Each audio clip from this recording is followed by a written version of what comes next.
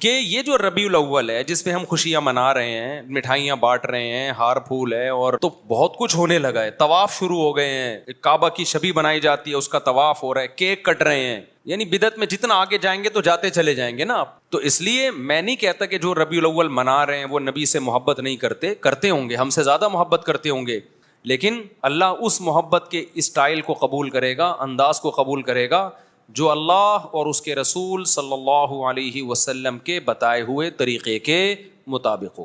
مفتی طارق مسعود کے بیانات کے لیے مفتی صاحب کے آفیشیل چینل مفتی طارق مسعود سپیچز کو سبسکرائب کریں. میں کچھ باتیں ربیع الاول سے متعلق کرنی تھیں آپ لوگوں کے سامنے. ربیع الاول کی آج کیا تاریخ ہے؟ ربیع الاول بس آ ہی رہا ہے نا, 12 ربیع الاول. دیکھو چند دلائل میں ہمیشہ سے دیتا ہوں, ان کو ریپیٹ کر دیتا ہوں. نبی صلی اللہ علیہ وسلم نے فرمایا میری امت کے 73 فرقے ہوں گے, یہی فرمایا نا آپ نے, فرمایا کلہم فی النار, سب کے سب جہنم میں ہوں گے سوائے ایک کے. صحابہ نے پوچھا یا رسول اللہ وہ کون سا فرقہ ہوگا؟ آپ نے فرمایا ما انا علیہ و اصحابی, جس پر میں اور میرے صحابہ تھے. نبی نے یہ کیوں نہیں فرمایا کہ جو قرآن پر عمل کرتے تھے وہ جنتی ہوگا؟ یہ کیوں نہیں فرمایا کہ جو قرآن اور حدیث پر عمل کرتے ہیں وہ جنتی ہوں گے؟ یہاں قرآن کا تذکرہ نہیں ہے, بلکہ آپ نے فرمایا جس پر میں اور میرے صحابہ. وجہ اس کی یہ ہے کہ کیونکہ یہ 73 فرقے اسلام کی طرف منسوب ہوں گے نا, تو قرآن کو تو سب مانتے ہوں گے, کیونکہ اگر قرآن کا انکار کر دیں پھر تو اسلام رہا ہی نہیں نا, پھر تو اسلام کے فرقے تھوڑی ہوئے. تو ان میں ہر شخص سہارا قرآن سے لے رہا ہوگا, دلائل کہاں سے دے رہا ہوگا؟ قرآن سے. تو نبی کی حدیث کا مطلب یہ ہوا کہ ان کی قرآن کی آیتوں سے متاثر مت ہونا, بلکہ دیکھنا میرا کس پر عمل تھا, کیونکہ قرآن سب سے زیادہ سمجھنے والا میں اور قرآن پہ سب سے زیادہ عمل کرنے والا میں. تو قرآن کی آیت کی کوئی ایسی تشریح اگر کر رہے ہیں جس پر میرا عمل ہی نہیں ہے, اس کا مطلب وہ تشریح غلط ہو رہی ہے. جیسے ربیع الاول میں ایک دلیل دی جاتی ہے قل فبذالک قل بفضل اللہ وبرحمتہ فبذالک فلیفرحوا. اللہ سورہ یونس میں فرماتے ہیں ہم نے تمہیں قرآن کی نعمت دی تو تمہیں چاہیے کہ اس پہ خوش ہو جاؤ. اب لوگ کہتے ہیں اللہ تو کہہ رہے قرآن کی نعمت پہ خوش ہو جاؤ, تو نبی کی نعمت پہ تو اور زیادہ خوش ہونا چاہیے. تو نبی کی نعمت ہمیں ربیع الاول میں ملی ہے تو ہمیں ربیع الاول میں کیا ہونا چاہیے؟ خوش ہونا چاہیے. اب یہ قرآن کی ایسی تشریح ہو رہی ہے جس پر نبی صلی اللہ علیہ وسلم کا عمل نہیں ہے, یہ آپ اپنی تشریح کر رہے ہیں. کیونکہ قرآن کا اگر یہ مطلب ہوتا تو سب سے پہلے ربیع الاول میں نبی خوش ہوتے اور خوشی مناتے, پھر صحابہ خوش ہوتے اور خوشی مناتے. ہم تو دیکھ رہے ہیں نہ نبی نے خوشی منائی نہ صحابہ نے خوشی منائی. اب اس آیت کا مطلب کیا ہے؟ اس آیت کا مطلب یہ بھائی تمہیں قرآن کی نعمت ملی ہے خوش ہو جاؤ, تو کسی بھی ٹائم پہ خوش ہو سکتے ہو آپ, اور خوشی منانے کا تھوڑی قرآن کہہ رہا ہے. خوش ہونا الگ چیز ہے, خوشی منانا الگ چیز ہے. ہم جب بھی قرآن کا سوچتے ہیں ہمیں خوشی ہوتی ہے. اب یہ تو نہیں کہ مٹھائیاں بانٹنا شروع کر دیں, ہم گلے میں ہار ڈالنا شروع کر دیں اپنے بھی اور دوسروں کے بھی کہ بھئی قرآن ملا ہے. تو بھئی وہ آج تھوڑی ملا, وہ تو 1400 سال پہلے ملا ہے. اور اب ہم پڑھتے ہیں تو خوش ہوتے ہیں. خوش ہونا ایک الگ چیز ہے, خوشی منانا ایک الگ چیز ہے. تو ہر آدمی قرآن سے ریفرنسز دے رہا ہوتا ہے. جناب پروفیسر غامدی صاحب بھی قرآن سے ریفرنسز دے رہے ہوتے ہیں, لیکن جب بتاؤ کہ بھئی حدیث میں کیا ہے, نبی نے اس پر کیسے عمل کیا, اس آیت کی کیسے نبی نے ایکسپلین کیا, وہاں کے مسئلہ خراب ہو جاتا ہے. تو اب یہ بات خوب اچھی طرح سمجھیں کہ نبی صلی اللہ علیہ وسلم نے جو یہ فرمایا نا کہ ما انا علیہ و اصحابی, جس پر میں اور میرے صحابہ تھے.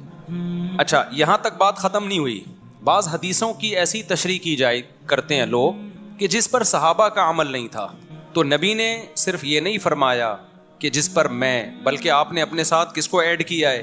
صحابہ کو بھی. کیونکہ جیسے قرآن کی آیتوں کی غلط تشریح کی جاتی ہے, اسی طرح حدیثوں کی بھی غلط تشریح کی جاتی ہے.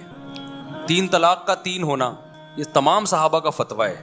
اب کوئی آپ کے سامنے حدیث پیش کر رہا ہے کہ 3 طلاقیں ایک ہوتی تھیں, تو سمجھ لو کہیں گڑبڑ کر رہا ہے. وہ حدیث کو ایکسپلین کرنے میں غلطی ہو رہی ہے اس سے, حدیث کا مطلب سمجھنے میں غلطی ہو رہی ہے اس سے. کیونکہ کسی ایک صحابی سے بھی نہیں ملتا کہ اکٹھی 3 طلاق کو ایک کہا انہوں نے. سارے صحابہ اکٹھی 3 کو کتنا کہتے ہیں؟ 3 کہتے ہیں. ہمارے پیغمبر نے معیار بتا دیا. بھائی کوئی حدیث کو ایسے ایکسپلین کر رہا ہے کہ صحابہ کے اگینسٹ جا رہی ہے, نہیں ماننا اس کو. فرقے سارے یہیں سے بنتے ہیں. کوئی قرآن کا لیبل لگا کے فرقہ بنائے گا, کوئی حدیث کا لیبل لگا کے. اسی وجہ سے کیا کہا گیا ہے کہ جو جنتی فرقہ ہے نا وہ ہے اہل سنت والجماعت، جو سنت کو بھی مانتا ہے اور صحابہ کے اجماع کو بھی مانتا ہے، جماعت صحابہ کو بھی مانتا ہے، قرآن و سنت کی وہ تشریح نہیں کرتا جو صحابہ سے میچ نہیں کرتی۔ اس حدیث سے ہمیں پتہ چلتا ہے کہ بھئی جو اہل سنت والجماعت ہیں وہ جنتی فرقہ ہے۔ سمجھ میں آ رہی ہے بات کہ نہیں آ رہی؟ لیکن آج بڑا مسئلہ یہ ہے کہ جو آدمی کسی بھی غلط چیز کی طرف جائے گا وہ لیبل بہت اچھا لگا لے گا۔ مثال کے طور پر ہمارے ہاں بہت سے حضرات ایسے ہیں جو اسلاف کے اقوال کو نہیں مانتے، نام سلفی رکھ لیا انہوں نے۔ میں سارے سلفیوں کو برا نہیں کہہ رہا، لیکن بہت ایسے ملیں گے کہ اسلاف کے جب قول ان کے سامنے پڑھ کے سنائے جائیں وہ نہیں مانتے اس کو، لیکن کہتے اپنے آپ کو کیا ہیں؟ سلفی کہہ رہے ہوتے ہیں۔ رنگی کو نارنگی کہیں، تند مال کو کھویا، چلتی کو گاڑی کہیں۔ جو چلتی بھی چیز ہے اس کو لوگ کیا کہتے ہیں؟ گاڑی۔ گاڑی کا مطلب تو گڑی بھی ہے۔ اور جو تند مال ہے اس کو کہتے ہیں جو اتنا بہترین مال کو کھویا، یعنی کوئی ہم نے دودھ بھی کھو دیا یہاں۔ اور نارنگی، حالانکہ وہ تو رنگی بھی چیز ہے نا، اتنا کلر پیارا ہوتا ہے، اس کو لوگ کیا کہتے ہیں؟ نارنگی، یعنی رنگی نہیں ہے اس میں۔ تو یہی حال آج کل فرقوں کے اچھے اچھے لیبل میں، اسلاف کی ایک نہیں ماننا، نام کیا رکھ لینا؟ سلفی۔ اہل سنت والجماعت یعنی حدیث اور صحابہ کو فالو نہیں کرنا، سنت اور جماعت، صحابہ کی جماعت کو فالو نہیں کرنا، نام کیا رکھ لینا؟ ہم اہل سنت والجماعت ہیں۔ سمجھ میں آ رہی بات؟ ملتے جلتے ناموں سے لوگ دھوکہ کھا رہے ہیں۔ جماعت المسلمین نے کیا گڑبڑ کی؟ حدیث میں آتا ہے جو مسلمانوں کی جماعت سے الگ ہو کے نیا فرقہ بنائے گا وہ جہنم میں جائے گا۔ جب مسلمانوں کی جماعت سے الگ ہوا ایک فرقہ 1975 میں، اس الگ فرقے، وہ فرقہ جماعت المسلمین سے الگ ہوا ہے نا مسلمانوں کی جماعت سے، اس نے نام اپنا کیا رکھ لیا؟ جماعت المسلمین۔ تو یہ ملتے جلتے ناموں سے دھوکہ کھانے کی بالکل بھی ضرورت نہیں ہے، یہ لیبل ہے مارکیٹ میں چل رہے ہیں۔ میں بار بار ایک مثال دیتا ہوں کہ ایک آدمی نے چینی کی بوری پہ چاول لکھا ہوا تھا، لوگوں نے پوچھا بھائی اس کے اندر چینی ہے، باہر چاول کیوں لکھا ہوا ہے؟ کہتا ہے مکھیوں کو دھوکہ دینے کے لیے۔ تو بتاؤ مکھی دھوکے میں آ جائے گی؟ مکھی تو دھوکے میں نہیں آتی، کیونکہ بوری کے اندر جو چینی کی خوشبو ہے وہ اس کو لائے گی۔ آپ لیبل سے دھوکے میں آتے ہو۔ جو اپنے آپ کو سلفی کہتے ہیں آپ سمجھتے ہو یہ اسلاف کے قول اقوال پر عمل کرتے ہیں۔ جو اپنے آپ کو اہل سنت والجماعت کہتا ہے آپ سمجھتے ہو یہ حقیقت میں اہل سنت والجماعت ہیں۔ جو اپنے آپ کو جماعت المسلمین کہتا ہے آپ سمجھتے ہو یہ سچی مچی کے جماعت المسلمین ہیں۔ آپ اس خوشبو کو نہیں دیکھ رہے کہ عملی دنیا میں کون ہے جو حدیث اور صحابہ کو فالو کر رہا ہے، پریکٹیکل لائف میں کون ہے، اس پہ آپ غور و فکر کرنے کے لیے تیار ہی نہیں ہو۔ تو ناموں سے میں جانے کی بالکل بھی ضرورت نہیں ہے، کام کو دیکھو، کام کیا ہے؟ کام اہل سنت والجماعت والا ہونا چاہیے۔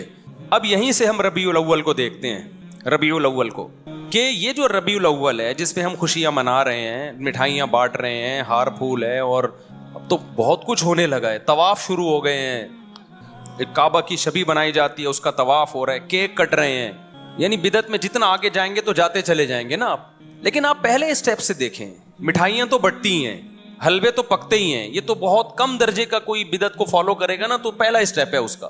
لیکن ہمیں تو ایک لڈو بھی نہیں ملتا نبی کی سیرت میں، حلوہ تو آگے کی چیز ہے بھائی، ایک مبارک بادی کا پیغام بھی نہیں ملتا ہمیں پیغمبر کی سیرت میں کہ ربیع الاول آیا ہو اور ہمارے نبی نے کسی کو مبارک بادی کا پیغام دیا ہو، یا چلو نبی نے نہیں دیا صحابہ نے دیا ہو، کوئی ایک ضعیف موضوع روایت بھی نہیں ہے اس بارے میں۔ سمجھ میں آ رہی ہے بات کہ نہیں آ رہی؟ تو اب اگر کوئی اسکالر قرآن و سنت کے دلائل کے انبار لگا دیں، اس کا مطلب بھائی وہ قرآن و سنت کی اپنی اخپل تشریح ہے، یہ پشتوں میں کہتے ہیں اخپل ہے۔ ہمیں صحابہ میں نہیں ملتی یہ چیز، نہ تابعین میں ملتی ہے، نہ تبع تابعین میں ملتی ہے، یہ تو ہندوستان میں بہت بعد میں جا کے رسم شروع ہوئی ہے۔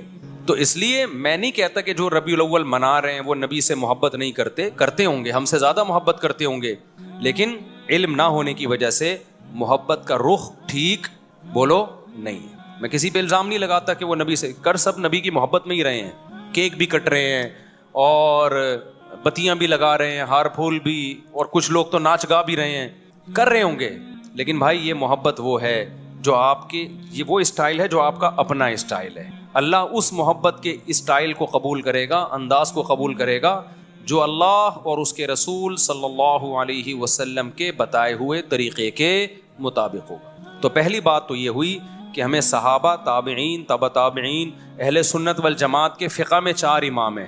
فقہ کہتے ہیں قرآن و سنت کے جو مسائل مرتب کیے ہیں وہ کنہوں نے کیے ہیں؟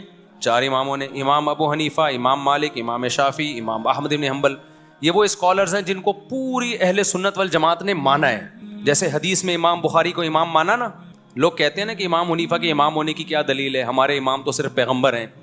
بھائی امام ابو حنیفہ کو امام فقہ میں مانا جاتا ہے ایک خاص جزئیے میں, کہ نبی صلی اللہ علیہ وسلم تو نبوت میں امام ہے, سب کے امام ہیں. اس کی مثال ایسے جیسے امام بخاری حدیث میں امام ہے یا نہیں. اب کوئی کہ نہیں ہمارے امام صرف امام اب نبی صلی اللہ علیہ وسلم ہے, تو ابے بھائی تو کدھر کی کدھر لگا رہا ہے. اس سینس میں ہم تھوڑی امام ابو حنیفہ کو امام بولتے ہیں, ہم اس سینس میں امام ابو حنیفہ کو امام بولتے ہیں جس سینس میں ہم امام بخاری کو حدیث کا امام بولتے ہیں. تو اسی سینس میں ہم امام ابو حنیفہ کو فقہ کا امام بولتے ہیں.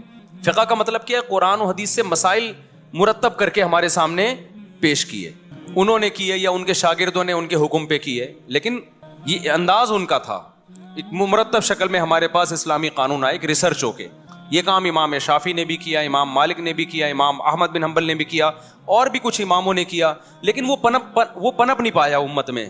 اللہ کی طرف سے اس کو مقبولیت نہیں ملی. علماء صالحہ نے اس کو اس طرح قبول نہیں کیا, ان کے کام کو ایکسیپٹ کیا. جیسے بہت سارے محدثین گزرے ہیں, لیکن سب تو مشہور نہیں ہوئے نا. جن سے اللہ نے کام لیا, جن کو امت میں مقبولیت ملی, وہ امام ابو داؤد ہیں, امام بخاری ہیں, امام مسلم ہیں, امام بہقی ہیں, اور امام ابن ماجہ ہیں. تو یہ مشہور لوگ ہیں جن کو بس اللہ کی مرضی ہوتی ہے, امت میں کسی کو اللہ مقبولیت عطا کر دیتے ہیں جس سے اللہ دین کا کام لینا چاہیں.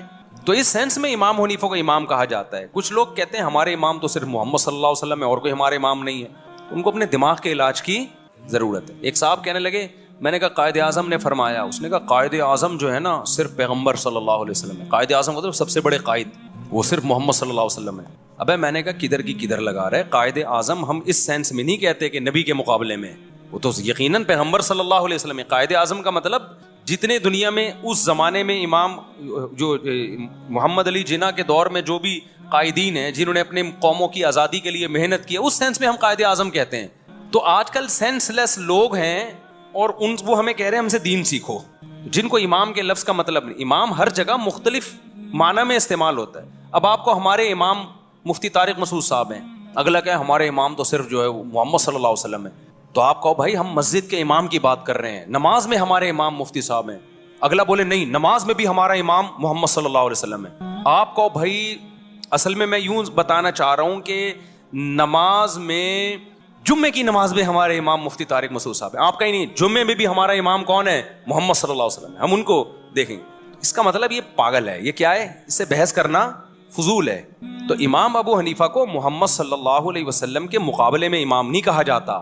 امام ابو حنیفہ کو اس سینس میں امام کہا جاتا ہے کہ رسول اللہ صلی اللہ علیہ وسلم سے جو حدیثیں منقول ہیں, اسی طرح قرآن سے اور صحابہ کے جو اقوال ہیں, ان کو چھانٹی کر کے ان میں بحث مباحثہ کر کے دلائل کی قوت کی زور سے ایک رائے قائم کر کے اسلامی لا کو ریٹن فارم میں لانا, اور پھر پوری دنیا کے علماء کا اس پہ اعتماد کرنا, یا بڑی دنیا کا اس پہ اعتماد کرنا.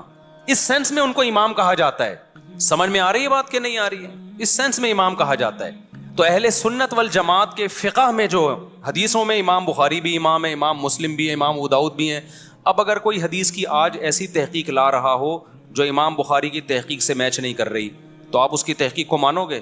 اٹھا کے دیوار پہ پھینک دو گے, بولا کہ تو نیا آیا ہے کیا؟ یہ کام ائمہ محدثین پہلے کر چکے ہیں. اسی طرح یاد رکھو فقہ میں یہ چاروں کو امام مانا گیا ہے, اور ان کے شاگردوں کو ان کے شاگردوں کو ان کے بعد امام مانا گیا ہے, اور ان کے شاگرد صدیوں سے چلتے چلتے آج تک آ رہے ہیں. امام شافعی کے بھی امام احمد بن حنبل یہ امام بخاری کے استاذ ہیں. اب سوچو امام بخاری کا استاذ کیا بلا ہوگا, وہ میں بلا برے سینس میں نہیں کہہ رہا, یعنی علم میں کیا مقام ہوگا جو امام بخاری کے کیا ہیں, استاذ ہیں. اور پھر امام احمد بن حنبل کے استاذ ہیں امام شافعی, سمجھ رہے ہو. پھر امام شافعی کے استاذ ہیں محمد ابن حسن جو امام ابو حنیفہ کے شاگرد ہیں, اور امام محمد بن حسن کے استاذ کون ہیں؟ امام ابو حنیفہ. تو انہوں نے مرتب کیا ہے, ان کے شاگردوں نے کیا, لیکن انہی کے حکم پہ اور انہی کے اقوال کو ترتیب دے کے نا, کتاب الوضو, کتاب الزکوٰۃ, کتاب الصوم. اس سے پہلے یہ ترتیب ہمیں نہیں ملتی تھی, جیسے حدیثوں کی ترتیب نہیں ملتی تھی ہمیں, حدیثیں تو تھیں, ترتیب نہیں تھی. تو ایسے ہی فقہ کے مرتب ہونے سے پہلے فقہ تو تھا, مسائل تو تھے, مرتب بعد میں کیا گیا ہے. اب جب ایک چیز مرتب ہو جاتی ہے نا, تو پھر آپ اس کے پابند ہو جاتے ہیں. پھر اس میں یہ کہنا کہ اس کی کیا دلیل ہے کہ میں ابو حنیفہ یا امام شافعی کے فقہ کو فالو کروں, نبی کے دور میں تو کچھ بھی نہیں تھا. تو میرے بھائی یہ بالکل ایسی فضول بات ہے جیسے کوئی کہ مجھے کیا ضرورت ہے امام بخاری کی کتاب کو فالو کروں, نبی کے دور میں تو یہ کتاب تھی نہیں. او بھائی نبی کے دور میں یہ ساری حدیثیں تھیں, مرتب بعد میں کیا گیا, صحیح ضعیف کو چھانٹا بعد میں کیا ہے. جب کر لیا تو اب آپ اس کو فالو کرنا پڑے گا آپ کو اس کو. تو اسی طرح نبی کے دور میں, صحابہ کے دور میں مسائل تھے, مرتب نہیں تھے, چھانٹی نہیں تھے, ضعیف قول بھی تھا, صحیح قول بھی تھا. ان ائمہ نے مرتب کر کے قانون کو مرتب کر دیا. اب جب مرتب کر دیا, پوری امت اس پہ جمع ہو گئی, اب آپ اس سے ہٹو گے تو آپ ایک نیا فتنہ کھڑا کرو گے. اب آپ کو اس کا پابند ہونا ہے. میں سمجھا پا رہا ہوں اپنی بات؟ تو اس لیے اب جو دلیل دی جاتی ہے وہ ایسے کہ قرآن, حدیث, اجماع امت اور فقہ, وہ اسلامی فقہ جو آج سے پہلے اہل سنت والجماعت کے اماموں نے مرتب کر دیا ہے. اب اس میں دکھانا پڑے گا آپ کو. تو ہم دیکھتے ہیں ان چاروں میں ربیع الاول کا تذکرہ نہیں ملتا ہمیں کہ ربیع الاول کوئی مقدس مہینہ ہے, یا ربیع الاول میں لڈو کھانا ہے, یا لڈو میں اس لیے بولتا ہوں مزہ لڈو میں, حلوے بولنے میں مزہ نہیں آتا. بھائی ہم ربیع الاول میں لڈو کھا نہیں رہے, بولنے تو دو نا, اتنی بھی سختی نہیں ہے اسلام میں. تو لڈو کا جو مزہ ہے نا, اصل میں یہ لڈو میں نے یہاں سے سیکھا. ہمارے بچپن میں ایک دوست تھے, وہ کہیں رشتہ لینے بھیجا نا انہوں نے, تو ان کا رشتہ ہو گیا. تو وہ ہمارے بڑوں, خاندان کے بڑوں میں سے آتے تھے. تو اب وہ جس دن جا رہے تھے نا منگنی کرنے, تو میرا کزن مجھے کہہ رہا تھا ان کے دل میں لڈو پھوٹ رہے ہیں. تو وہاں سے مجھے لڈو کا لفظ یاد ہو گیا. ان کے دل میں کیا پھوٹ رہے ہیں, وہ اپنی نا مسکراہٹ چھپا نہیں پا رہے تھے. تو میرے دوست نے مجھے ان کے دل میں لڈو پھوٹ رہے ہیں. لیکن شادی کے بعد پھر جو ایسے ان کے دل میں کریلے پھوٹے ہیں نا, وہ اللہ ہی جانے.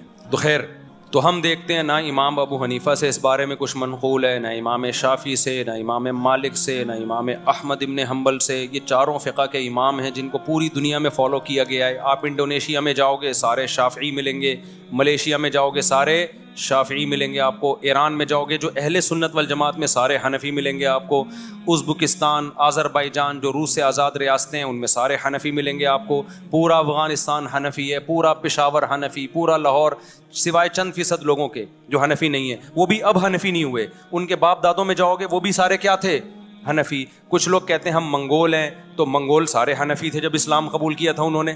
سمجھ میں آ رہی ہے بات؟ کچھ لوگ کہتے ہیں ہم کیا ہیں, منگول ہیں. تو آپ ماضی میں جاؤ گے سارے منگول کیا تھے جب اسلام قبول کیا تھا, سارے کیا تھے, وہ حنفی تھے. یہاں تک کہ آج جو یہ کہہ رہے ہیں نا ہندوستان پاکستان میں حنفی نہیں ہوں, تو وہ نہیں ہے تو اس کے ابا حنفی تھے, ابا نہیں ہو تو دادا حنفی تھے, دادا نہیں تو پردادا تو کنفرم کیا تھے, حنفی. اسلام آیا ہی, حنفی ہی اسلام لے کر آئے ہیں بر صغیر میں. سمجھ میں آ رہی ہے بات؟ بر صغیر میں اسلام کون لے کر آیا ہے, حنفی لائے ہیں. تو سارے حنفی تھے. جتنے بر صغیر میں آپ کو حنفیوں کے علاوہ نظر آئیں گے نا, یا شافیوں کے علاوہ, تو وہ دادا پردادا کے اوپر, بس اس سے آگے ان کے سارے کون تھے, وہ حنفی. تو پوری دنیا میں جہاں بھی اسلام گیا ہے نا, اور آج تھوڑی گیا ہے, صدیوں پہلے گیا ہے, تو یا تو حنفی تھے. پورا افریقہ مالکی ہے, وہاں امام مالک کے فالوورز پہنچے جنگوں میں, جہاد میں, تو وہاں سارا کیا ہے, فقہ مالکی ہے. ملیشیا, انڈونیشیا, سارا کیا ہے, فقہ شافعی ہے. پورا ہندوستان, پورا بنگلہ دیش, پورا افغانستان, پورا برما, یہ پوری آبادی چائنا سے کئی گنا زیادہ ہے, یعنی کئی گنا تو نہیں لیکن بہت زیادہ ہے. یہ سارے کیا تھے بھائی, جب اسلام آیا حنفی تھے. کوئٹہ پورا کیا, جب اسلام آیا حنفی. افغانستان میں جتنے بڑے بڑے جہادی کمانڈر گزرے ہیں جو لڑتے رہے ہیں غیر مسلموں سے, ہندوستان میں آ کے جو راجپوتوں سے لڑائیاں ہوئی, ہندوؤں سے لڑائیاں ہوئی, پانی پت کی لڑائی, وہ سارے حنفی تھے. شاہ اسماعیل شہید رحمۃ اللہ علیہ جو انگریزوں کے خلاف جہاد کرنے نکلے, وہ اور ان کی فوج میں سارے کیا تھے, حنفی. مجدد الفسانی رحمۃ اللہ علیہ, جنہوں نے جب اکبر بادشاہ نے نیا دین نکالا اور ملحد ہو گیا, اس کے جو ہے نا اس کو اصلاح کرنے والے اور ہندوستان میں اسلام کو بچانے والے مجدد الفسانی, وہ بھی کیا تھے. تو آپ کو ہندوستان کی 1200 سالہ تاریخ میں سارے حنفی ملیں گے. آپ ملیشیا کی 1200 سالہ تاریخ میں سارے شافعی ملیں گے آپ کو. سعودی عرب کی 1200 سالہ تاریخ میں 70-75% حنبلی ملیں گے آپ کو. سمجھ رہے ہیں؟ اور یہ چاروں اہل سنت کے والجماعت کے مکاتب فکر ہیں. اب یہاں لوگ ایک بات کہتے ہیں کہ ہمیں تو نبی نے حنفی نہیں کہا, نہ ہمیں نبی نے شافعی کہا ہے. سمجھ رہے ہو بات کو؟ ہم تو مسلم ہیں, یقیناً مسلم ہیں, غیر مسلم کے مقابلے میں. اللہ نے ہمارا نام مسلم رکھا ہے, کس کے مقابلے میں, غیر مسلم. لیکن جب اہل سنت والجماعت میں ہی قانون مرتب ہو گیا, تو اس قانون میں اگر کوئی ایک مکتبہ فکر کو فالو کر رہا ہے, تو وہ دوسرے مکتبہ فکر سے جو اپنی پہچان الگ کرے گا, مسلم کہہ کے نہیں کرے گا. اب کوئی شافعی یہاں بیٹھا ہوا ہو, مجھ سے پوچھے آپ کیا ہیں, میں کہا مسلم, تو کہے گا میں کیا غیر مسلم نظر آ رہا ہوں تجھے؟ تو حنفی کہا جاتا ہے شافعی کے مقابلے میں, حنبلی کہا جاتا ہے شافعی کے مقابلے میں. اور اس کی ضرورت کبھی پڑتی نہیں ہے. کبھی پڑے تو کہا جاتا ہے, ورنہ پڑتی نہیں ہے ضرورت اس کی. سمجھ رہے ہو گے؟ میں تو ابھی صرف یہ بتانے کے لیے بتا رہا ہوں کہ یہ جو آج کل نئے نئے مارکیٹ میں فرقے آ رہے ہیں نا, کہ ہمارا کوئی فقی دین نہیں ہے, نہ ہم حنفی ہیں نہ شافی ہیں. ان کے ابا دادا پردادا کیا تھے؟ سارے حنفی تھے. اب یا تو وہ سارے غلط تھے یا یہ غلط ہیں. تو لوگ بڑے آرام سے کہہ دیتے وہ سارے غلط تھے. وہ سارے کیا تھے؟ غلط. میرے ایک بیان پہ کسی نے کمنٹس کیے کہ اگر صدیوں سے مسلمان غلط چیز پہ چلے آ رہے ہیں تو کیا ہم اس غلطی پہ باقی رہیں کیا؟ یہ کمنٹ بہت دفعہ آتے ہیں میرے بیان پہ. مفتی صاحب بار بار یہ کہتے ہیں کیا یہ سارے صدیوں سے غلط تھے, کیا یہ سارے صدیوں سے غلط تھے. پھر لوگ یہ بھی نیچے کمنٹس, میں کمنٹس بہت پڑھتا ہوں اپنے بیانات کے نیچے تاکہ مجھے بھی اصلاح کا موقع ملے نا, مجھے بھی پتہ چلے ہمارے بیان کا امپیکٹ کیا ہو رہا ہے, پبلک جا کدھر کو رہی ہے.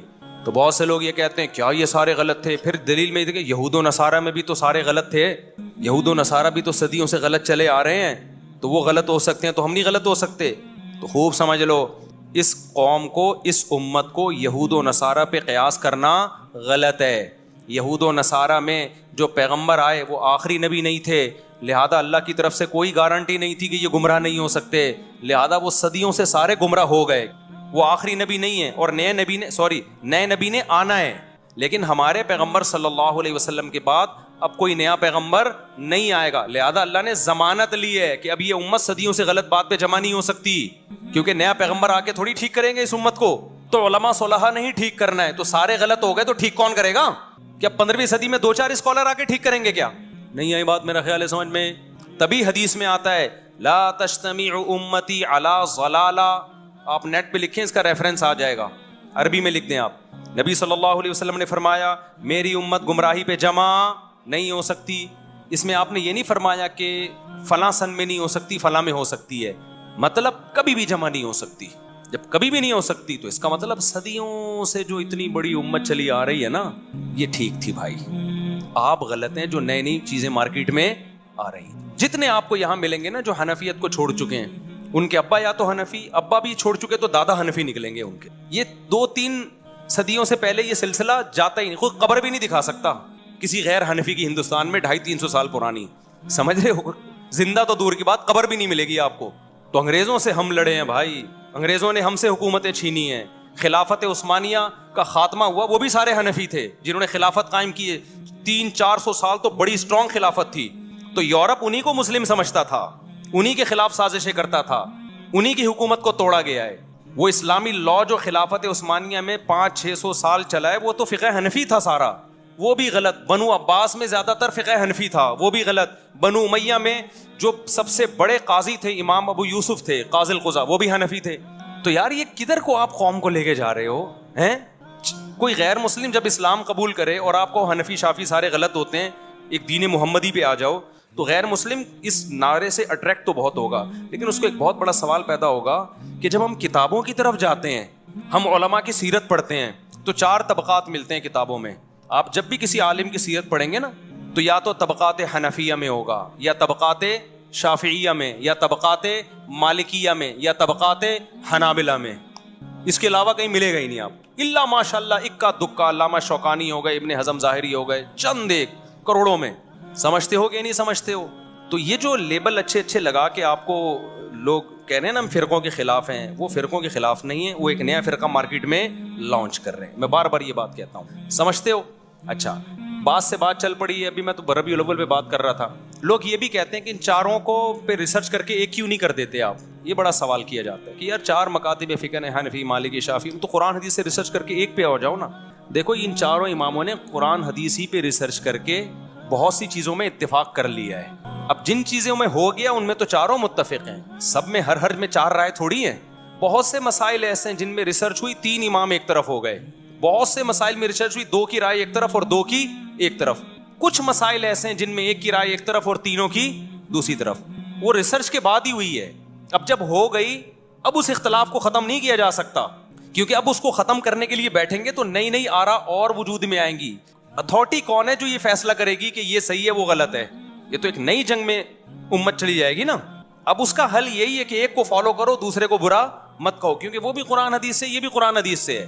تو امت صدیوں سے اس ٹریک پہ چل رہی ہے اور بڑی کامیابی سے چلی ہے. اسی ٹریک پہ چلتے ہوئے دنیا پہ حکومت کی ہے.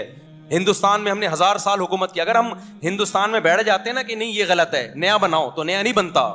مسلمانوں کی تلواریں آپس میں ہی چلتی رہتی ہیں, ایک دوسرے سے مناظروں میں ہی ساری صلاحیتیں برباد ہو جانی تھی. سمجھتے ہو کہ نہیں سمجھتے ہو؟ تو منگول بھی کیا تھے بھائی؟ حنفی تھے وہ. تو اگر کوئی کہہ رہے کہ میں یوں, تو وہ باپ دادا سارے ان کے حنفی نکلیں گے آپ. تو اچھا, اور اگر پھر بھی میں کہتا ہوں کوئی نہیں مانتا ان چاروں مکاتب فکر کو, وہ کہتا ہے یہ غلط ہے چاروں, ہم صرف مسلم ہیں, یقیناً ہم صرف مسلم ہیں, لیکن جہاں ضرورت ہوگی, جہاں فقہا کا اختلاف ہوگا, تو پھر تو مینشن کرنا پڑے گا نا میں کس کی رائے کو فالو کرتا ہوں. لیکن اگر آپ نہیں مانتے, آپ کہتے ہو چاروں غلط ہیں, میں قرآن و حدیث پہ لوگوں کو لاؤں گا. آپ کے خیال میں یہ تورات اور انجیل پہ لے کر آئے ہیں, ہم قرآن و حدیث پہ لاتے ہیں, تو پھر میں آپ سے کہتا ہوں پھر آپ بھی ایک فقہ مرتب کر دو, کتاب الوضو, کتاب الزکوٰۃ, کتاب الصوم, ایک لکھو جس پہ آپ کے مسلک کے سارے علماء کے دستخط ہوں. لیکن ایسا پاسبل نہیں ہے, کیونکہ ایک رائے ہوگی, دوسرے کی دوسری رائے ہوگی, تیسرے کی, اور اتنا اختلاف ہوگا جو چاروں اماموں میں بھی نہیں ہے. اتنا بڑا اختلاف, تو پانچواں مرتب ہی نہیں ہے کوئی. تو مرتب نہیں ہے تو ہم کیسے لوگوں کو کہیں کہ اس کو فالو کرو؟ ہے ہی نہیں. اب میں آتا ہوں ربیع الاول کی طرف. تو اب مجھے بتاؤ, قرآن میں ہے ربیع الاول منانے کا؟ حدیث میں ہے. اگر قرآن کی آیتیں سے آپ نکالتے بھی ہو, تو ہم پیغمبر کی سیرت میں ہمیں کیوں نظر نہیں آتا؟ صحابہ کی سیرت میں ہمیں نظر کیوں نہیں آتا؟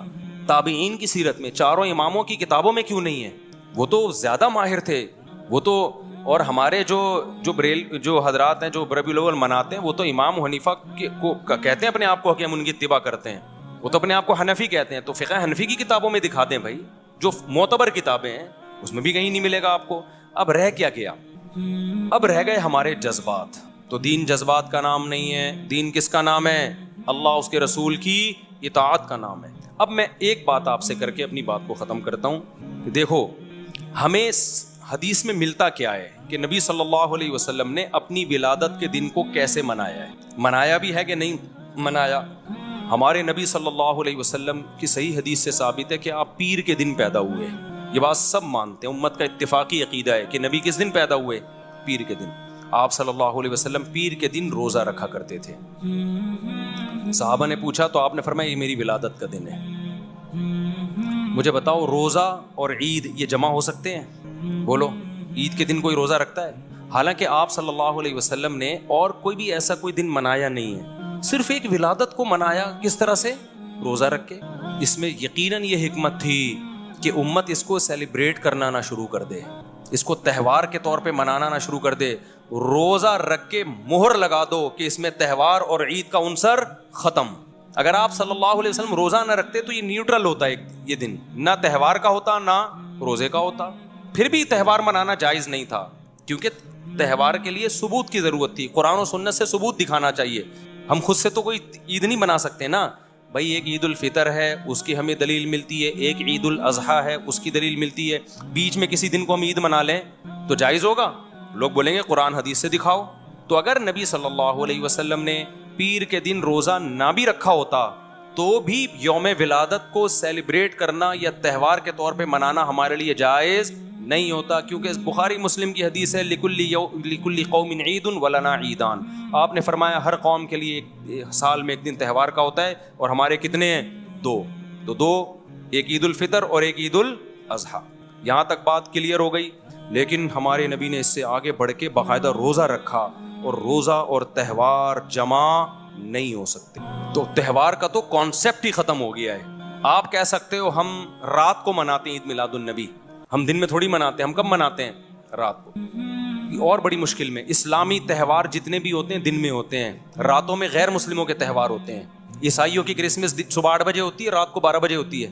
رات کو عیسائیوں کو دیکھا ہوگا سج دھج کے بتیاں وتیاں لگا کے جو بھی وہ کرتے ہیں. ہمارے تہوار دن کی روشنی میں, جبکہ دن میں نبی نے روزہ رکھ لیا. اب ایسا نہ ہو آپ 12 بجے کو روزہ رکھنا شروع کر دو. پیر کا روزہ ہے, 12 کا تو روزہ بھی نہیں ہے. یہ تو میں سمجھانے کے لیے, کیونکہ روزے کے لیے بھی ثبوت چاہیے. ویسے تو سال میں کسی بھی دن روزہ رکھو آپ, اسپیشل اس دن کو زیادہ فضیلت سمجھ کے روزہ رکھنا یہ جائز نہیں ہے. تو نبی نے اپنے یوم ولادت میں روزہ رکھا.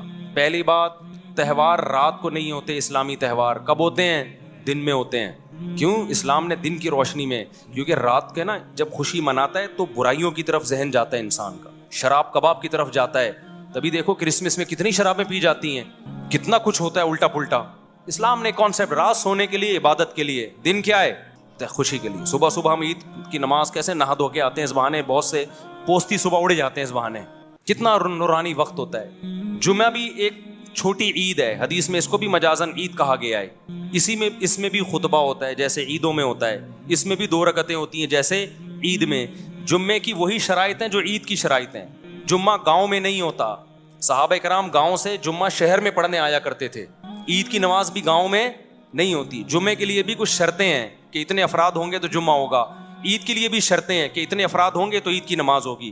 2 آدمی عید کی نماز نہیں پڑھ سکتے, 2 آدمی جمعے کی نماز بھی نہیں پڑھ سکتے. عید میں بھی خطبہ ہے, جمعے میں بھی کیا ہے, خطبہ. عید کے دن روزہ رکھنا بھی حرام, اور اسپیشلی جمعے کو خاص کر کے روزہ رکھنے کو بھی نبی نے ناپسند کیا ہے.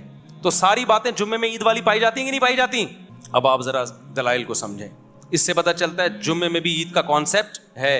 اب آپ دیکھو, سب سے پہلے جو آسمانی مذہب ابھی جو باقی ہیں ان میں یہودی مذہب تھا. ان کے لیے ہفتے کا دن مقدس, ہفتے کے دن وہ جمع ہو کے عبادت کرتے. اس کے بعد کون سی قوم آئی؟ عیسائیوں کی. ان کے لیے کون سا دن مقدس تھا؟ اتوار کا. اس کے بعد مسلمان آئے تو کون سا ہونا چاہیے تھا؟ پیر کا. کیا خیال ہے بھائی؟ تو وہ تو نبی کا یوم ولادت بھی تھا.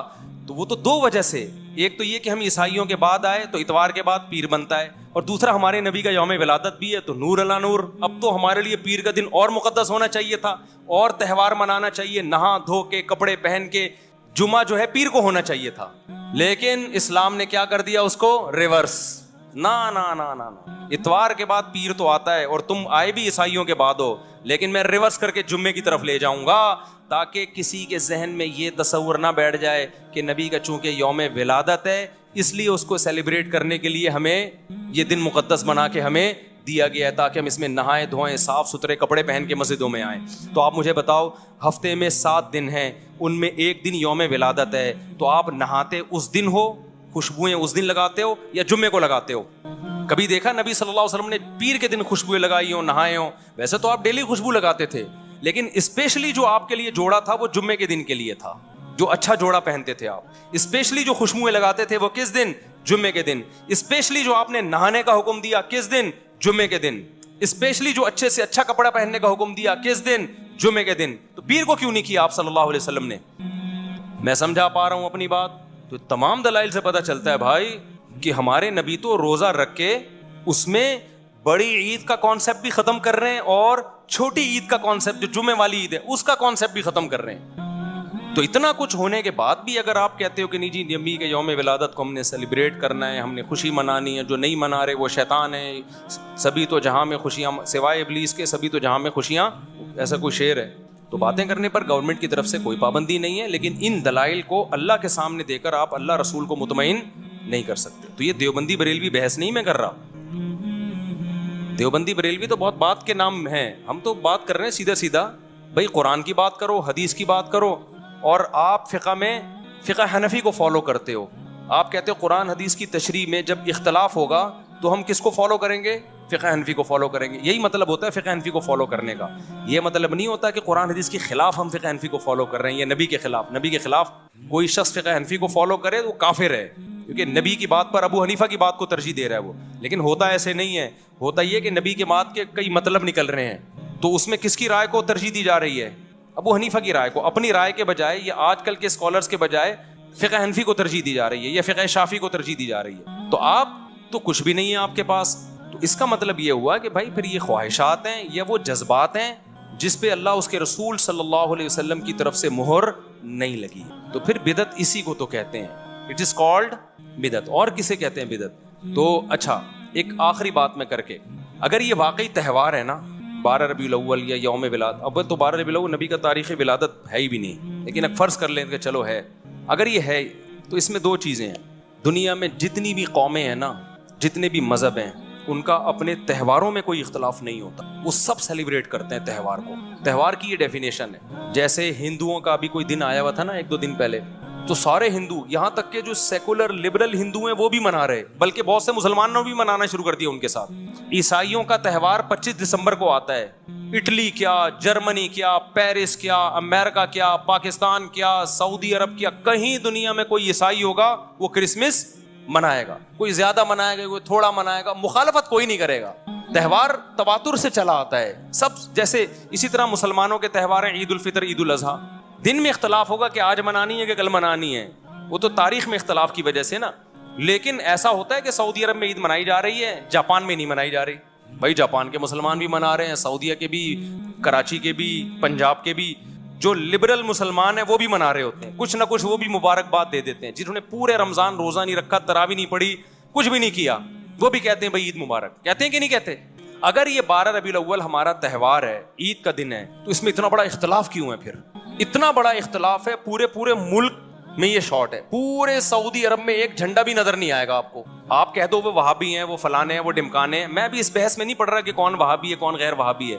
میں تو کہہ رہا ہوں تہوار چاہے وہابی ہوں, وہابڑے ہوں یا غیر وہابڑے ہوں. وہابی کی سپرلیٹو ڈگری وہابڑا. بعض لوگ ہمیں یوں کہتے ہیں یہ وہابی نہیں, یہ تو وہابڑے ہیں, بہت بڑے وہابی ہیں ہم لوگ کے بارے میں. بعض لوگ کہتے ہیں تو وہابڑے ہوں یا غیر وہابڑے ہوں. بات یہ ہے کہ اگر وہ تہوار ہے تو پھر تو جو بھی اسلام کی طرف منسوب ہوگا سب منائیں گے نا. پورے سعودی عرب میں پتہ ہی نہیں ہوتا کسی کو. پھر میں ملیشیا میں تھا 12 ربیع الاول, چند سال پہلے میں ملیشیا میں تھا. 12 ربیع الاول آیا, پتہ ہی نہیں چلا, وہاں پہ گزر گیا. تو لوگوں میں بات ہوئی, ہو سکتا ہے کسی محلے میں منایا جا رہا ہو, لیکن باقی پورے ملیشیا میں ہمیں کہیں نظر نہیں آیا. تو یہ کیسا تہوار ہے؟ اچھا جن ملکوں میں منایا جا رہا ہے وہاں بھی پورے ملک میں نہیں, ایک شہر میں دوسرے شہر میں ہے ہی نہیں. پھر جس شہر میں ہے ایک علاقے میں دوسرے علاقے میں نہیں. کراچی میں 12 ربیع الاول منائی جاتی ہے, کھارا در میں منا رہے ہو, ڈیفینس میں نہیں ہے, ناظم آباد میں نہیں ہے. پھر اگر ناظم آباد میں ہے بھی بالفرض تو ایک گلی میں ہے, دوسری گلی میں نہیں ہے. پھر ایک گلی میں بھی اگر پوری گلی میں ہو رہی ہے تو سارے گھروں میں نہیں ہو رہی. 2 گھروں میں جھنڈے ہیں, 2 گھروں میں جھنڈے نہیں ہیں. تہوار ایسا نہیں ہوتا بھائی. جو عیدیں ہوتی ہیں, جو تہوار ہوتے ہیں, وہ سب مل کے سیلیبریٹ کرتے ہیں. کھوپڑی شریف میں بات آ رہی ہے, ہمیں کسی پہ طنز نہیں کرنا. میں بار بار ایک بات کہتا ہوں, اپنے جو کانسیپٹ ہیں, نظریات ہیں, جو آپ کا مسلک ہے, جس پہ آپ کو اطمینان ہے, اس کو چھوڑو نہیں اور دوسرے کو چھیڑو نہیں. لیکن دلائل دینے کا تو ہمارا حق ہے, دلائل تو دے سکتے ہیں نا. تو ہم دلائل دے رہے ہیں, ہم چھیڑ کسی. کوئی جھنڈا لگائے تو میں نہیں جا کے اتارتا. ہمارے اڑوس پڑوس میں بھی جھنڈے بھی لگ رہے ہیں, مٹھائیاں بھی آ رہی ہیں, ہم جا کے بھی سلام کرتے ہیں, انکل خیریت سے ہیں آپ, طبیعت ٹھیک, سب اچھے کی رپورٹ. کہتے ہیں وعلیکم السلام مفتی صاحب, سب سیٹ چل رہا ہے, شادی مبارک, السلام, نکل لیے. ہم یہ نہیں کہتے یہ جھنڈا کیوں لگایا ہوا ہے, حلوے کیوں کھا رہے ہو. بھائی چھیڑنا نہیں ہے کسی کو. ہم نے ہمارے جو بس میں تھا ہم نے دلائل سامنے رکھ دیے, سمجھ میں آ جائے ٹھیک ہے, نہیں سمجھ میں آئے تو بھی ٹھیک ہے بھائی. اگر اللہ آپ کو بخش دے تو ہمیں کوئی اعتراض نہیں ہے, اللہ نہیں بخشے تو پھر ہمیں نہیں بولنا کہ تم نے بتایا کیوں نہیں تھا, ٹھیک ہے نا. تو ہم تو بس اس لیے. جی کیا بول رہے ہیں حضرت؟ ہاں وہ تو امام احمد رضا صاحب نے لکھا ہے کہ 8 ربیع الاول ہے. اچھا یہ بھی ایک اہم بات ہے, جو تاریخیں ہیں نا تہواروں کی, ان میں بھی اختلاف نہیں ہوتا. یہاں تاریخ میں بھی اختلاف ہے. کسی نے کہا 8 ربیع الاول ہے, کسی نے کہا 12 ربیع الاول ہے, کسی نے کہا 9 ربیع الاول ہے. اور غنیت الطالبین میں تو شیخ عبد القادر گیلانی رحمۃ اللہ علیہ کی طرف منسوب ہے کہ محرم ہے. تو یہ تو 12 کے لفظ پہ خود ہے کہ بہت کوئی کسی صحیح حدیث میں تو 12 ربیع الاول کا ہے ہی نہیں. صحیح حدیث میں صرف اتنا ہے کہ پیر کے دن پیدا ہوئے. کوئی صحیح حدیث نہیں دکھا سکتے آپ اس میں کہ 12 کو نبی صلی اللہ علیہ وسلم پیدا ہوئے. تو بھائی جو اسلام کمپلیٹ ہو چکا ہے, ہم نے اسی کو فالو بولو کرنا ہے. وہ وہی ہے جو صحابہ تابعین لے کر آئے اور ائمہ مجتہدین نے اس کو کتابوں میں محفوظ کیا. اس سے ہٹنے کی آپ کو اجازت نہیں ہے. ہٹو گے تو پھر خاردار جھاڑیاں ہیں. اور ایک اہم بات یہ بھی کہ بدعت کے پاؤں نہیں ہوتے, بدعت چینج ہوتی ہے, سنت چینج نہیں ہوتی. دیکھو فجر کی 2 فرض سنت ہے نا, 1400 سال سے 2 ہی چلے آ رہے ہیں, چینجنگ ہوئی اس میں. لیکن بدعت میں چینجنگ ہوتی ہے. ربیع الاول پچھلے سال جس اسٹائل سے منایا جا رہا تھا اس سے پچھلے سال وہ اسٹائل آپ کو نہیں ملے گا. اس سے پہلے نہیں, 100 سال پہلے جو منایا جا رہا تھا وہ بالکل ہی ڈفرینٹ تھا. اس میں کیک کاٹنے کا, لڈو